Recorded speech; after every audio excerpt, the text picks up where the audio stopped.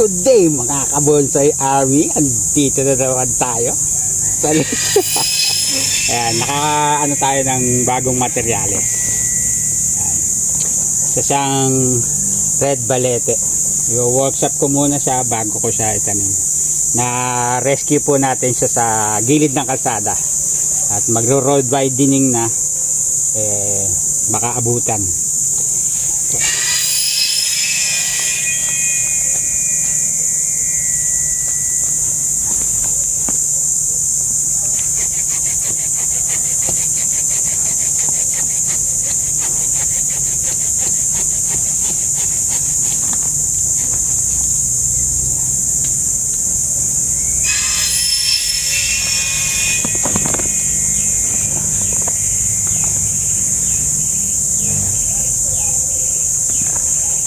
Ganyan siya, magiging ganyan. Flat.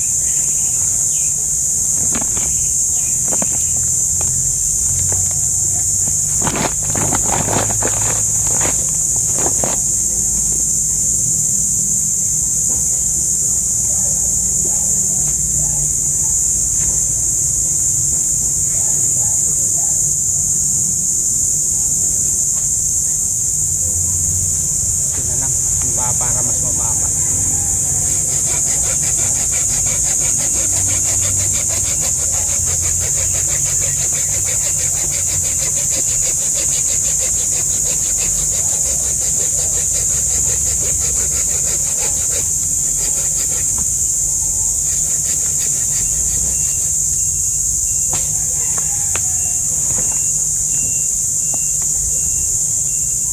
Sa ating ugat.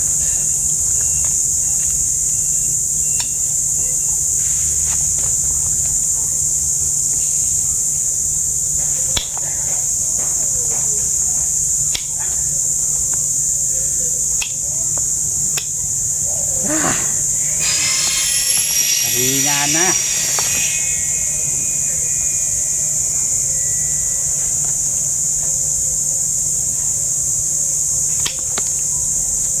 Yung mga aerial roots hindi ko puputulin. Kaya ako nagustuhan eh. Ang daming aerial roots eh. Oh.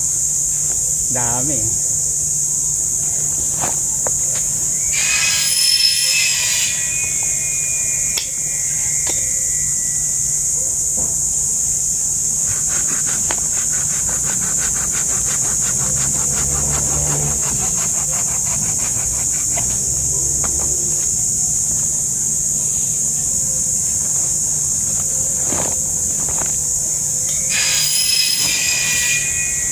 Itong ugat na to, nakausli. Oh. Pag ganyan ang pwesto, nakausli pataas, tatanggalin ko. Tatamahan yung isa. Aerial roots na malaki.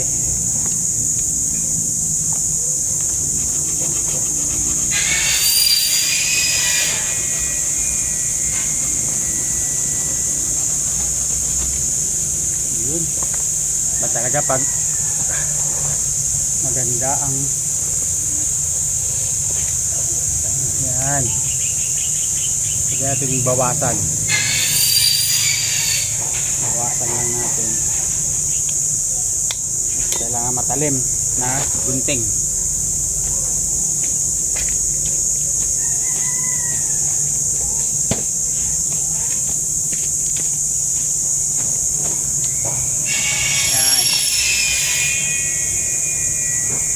Habaan natin konti.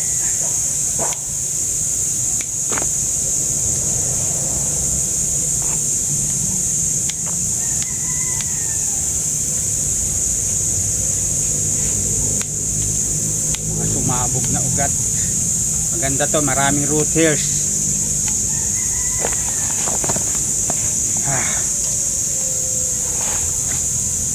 Ayan siya. Bawasan ko muna itong malaki na to. Sagwan tignan. Ayan o. Bawasan ko lang. Pero balang araw, tubuan din yan. Ugat. Yan.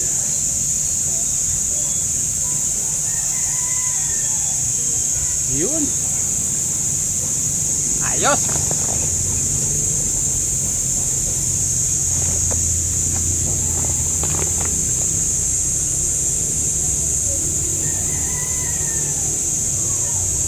may flow.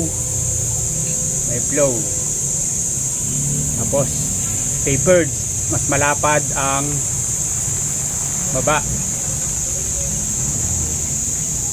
Yan ang magiging front or ito.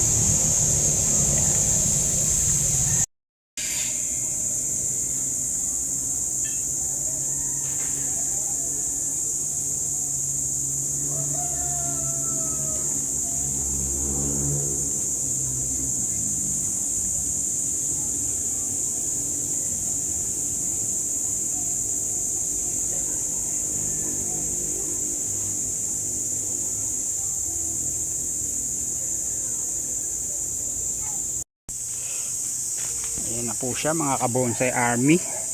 Ayan, diniligan po natin hanggang sa luminaw yung tubig. Yan po yung isa sa mga tips natin. Ayan, tapered.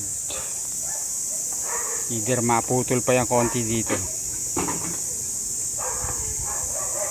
Medyo mahaba yun. Medyo haba straight.